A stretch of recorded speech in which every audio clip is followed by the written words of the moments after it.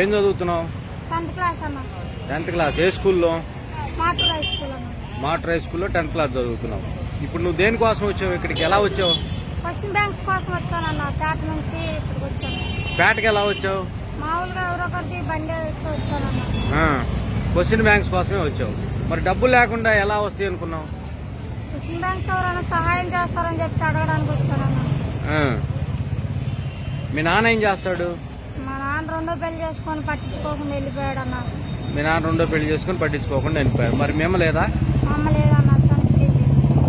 చనిపోయింది అన్న. మీ అమ్మ చనిపోయింది. మరి నువ్వు ఎవరి దగ్గర ఉంటున్నావు? మా నాన్నమ్మ దగ్గర ఉంటున్నానన్న. మీ నాన్న ఇప్పుడు క్వశ్చన్ బ్యాంకులు ఇలాంటి కొనుక్కోవడానికి అమ్మ ఒడి గవర్నమెంట్ డబ్బులు ఇస్తుంది కదా, 15,000. అవి మీకు రావట్లేదా? మా నాన్నమ్మ అకౌంట్ ఇస్తే పర్లేదన్న. మా నాన్నమ్మ అకౌంట్ కి మీ నాయనమ్మ అకౌంట్కి ఇస్తే పడలేదు. మరి మీ హెచ్ఎం సార్ తోటి చెప్పినా గానీ ఇక పడకపోతే ఇంకా నేను చేసేది ఏం లేదన్నారన్న. మళ్ళా ఈసారి దాంట్లో apply చేసుకున్నామన్నా.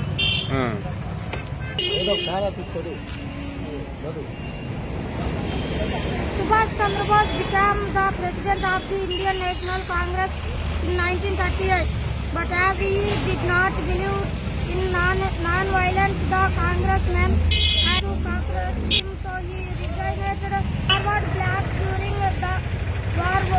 Bose thought of organizing civil disturbances movement, but Gandhiji పుస్తకాలు బుక్స్ కొనిచ్చాడు. ఇప్పుడు ఎంత అయినాయి బుక్స్? 1200 అయినాయి. 1200 అయినాయి. అవును, స్కూల్లో ఇస్తున్నారు కదా బుక్స్. ఇక్కడ బుక్స్, నోట్ బుక్స్, బ్యాగ్ ఇస్తారన్న. మామూలుగా ఇలాంటి క్వశ్చన్ బ్యాంక్స్ అయితే ఇవ్వరు. మరి ఏం చదువుదాం అనుకుంటున్నావు నువ్వు? ఏం చదువుదాం అనుకుంటున్నావు తర్వాత? నీ నీ ఏంటి? మామూలుగా అయితే ఇంజనీరింగ్ చదివాం అనుకుంటున్నాను. ఇంజనీరింగ్ చదువుదాం అనుకుంటున్నావు. నీకు తల్లిదండ్రులు కానీ ప్రభుత్వం నుంచి కానీ సహకారం లేదు? ఉందన్నా, కానీ టెక్స్ట్ బుక్స్, నోట్ బుక్స్ లో సహకారం ఉందన్న. ఇలాంటి క్వశ్చన్ బ్యాంక్స్ లేదు. లాస్ట్ ఇయర్ అమ్మ ఒడి డబ్బులు వచ్చినాయా? రాలేదన్నా. ఈ సంవత్సరం ఇంకా రాలా?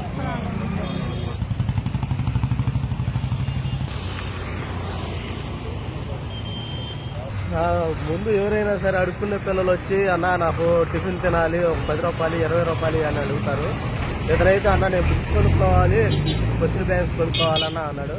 ఇతని దగ్గర పూర్తి సమాచారం తీసుకొని కనుక్కొని బుక్స్ ఇప్పించడం జరిగింది.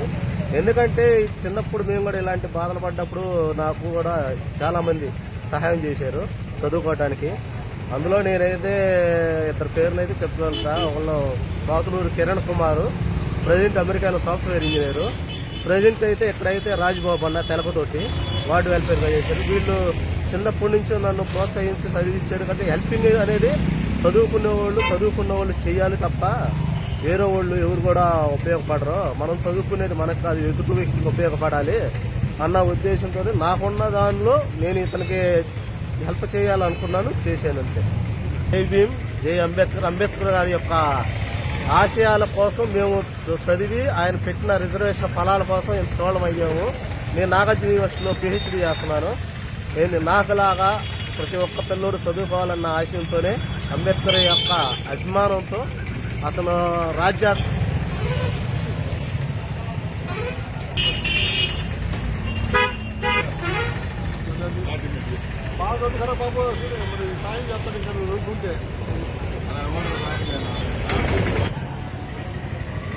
శివశంకర్ అన్న. నా పేరు శివశంకర్. మీ నాన్న పేరు? మా నాన్న పేరు రామాంజనేయులు, మాది బొల్లాపల్లి.